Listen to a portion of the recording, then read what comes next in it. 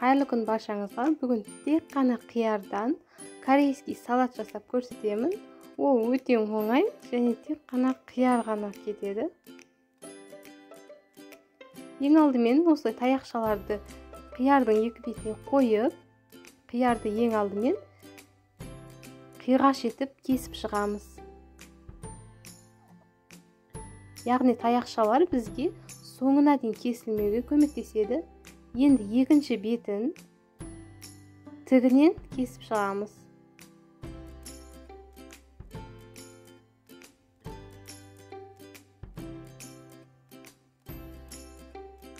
Енді қиярымыз міне осындай болып шығады, өте қызық.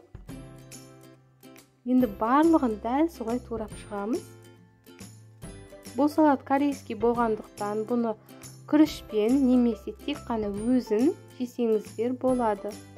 Дәмі бір қызық, өте дәмді шықты.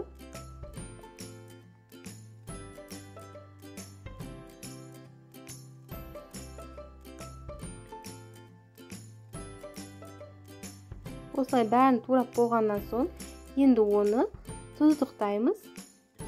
Ең алдымен тұз қостым, корейский тұз қостым, бұрыш қостым. Және де 9% уксус қостым. Пайызы жоғары уксусты қосуға болмайды. Және де су қостым. Соңынан соя соусын қосып, жақсылап араластырып алдым.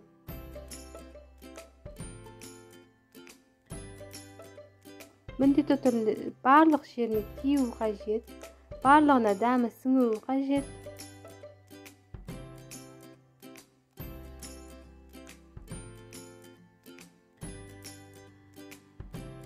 Араластырып болғаннан соң күнжіт қостым. Күнжіттің өзі бір керемет дәм береді.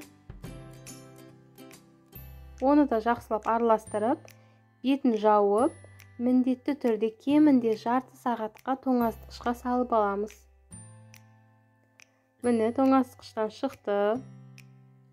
Барлығына жақсылап сіңген. Өте керемет. Таяқшамен осылай ұстап жесеңіздер,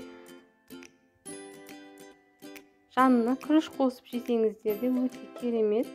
Дәмі күшті шыққан. Және де жегенде бір қызық көрінеді. Міндетті түрде жасап көріңіздер.